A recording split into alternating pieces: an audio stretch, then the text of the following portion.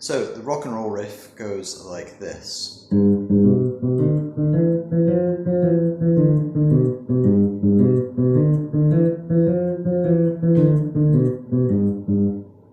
That's me playing the G, B, and D. I'm going to keep these all on the same strings because of something I'm going to do later in the lesson. G, B, and D, E, and F. While you can play the D as an open string, I'd suggest that you keep these in on fretted notes rather than open notes. And here's why.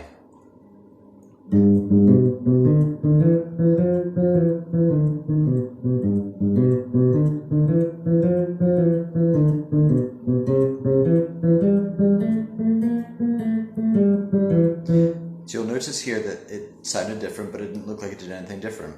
What I did was I played exactly the same riff, but moved it across onto the A string, giving me the notes C, E, G, A, and B flat. So while the notes change, the actual proportions stay the same. This is something you could do a lot on any chordophone, whether it's a guitar, bass guitar, banjo, anything that's got frets and strings. You can move the shape around. So you can either move it across the strings,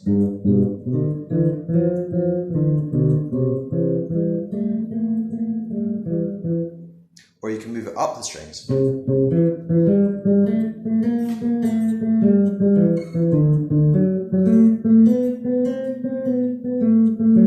So here I took the C riff,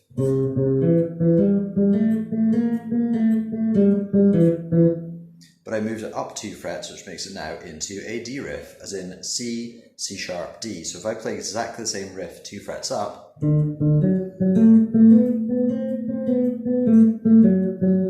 it gives me the D riff.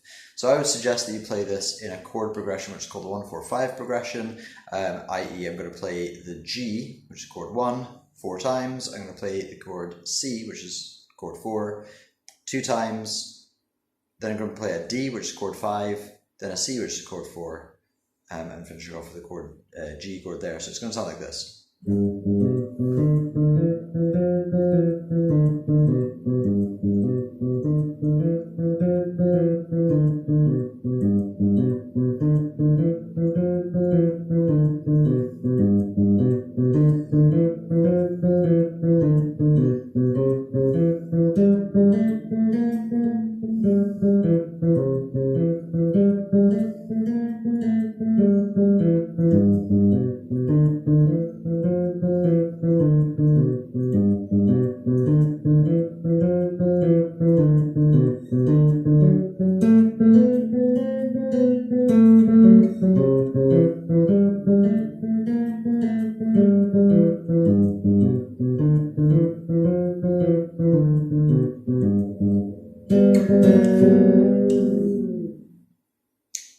And you'll notice that I've got a little vintage delay on there, which is why I'm picking once, but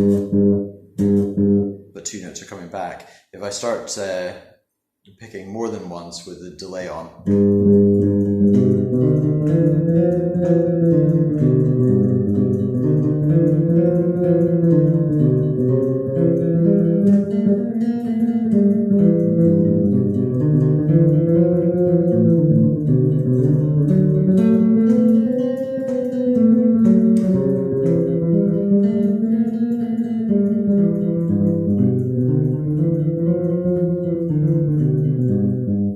you get that effect whether you like it or whether you don't like it.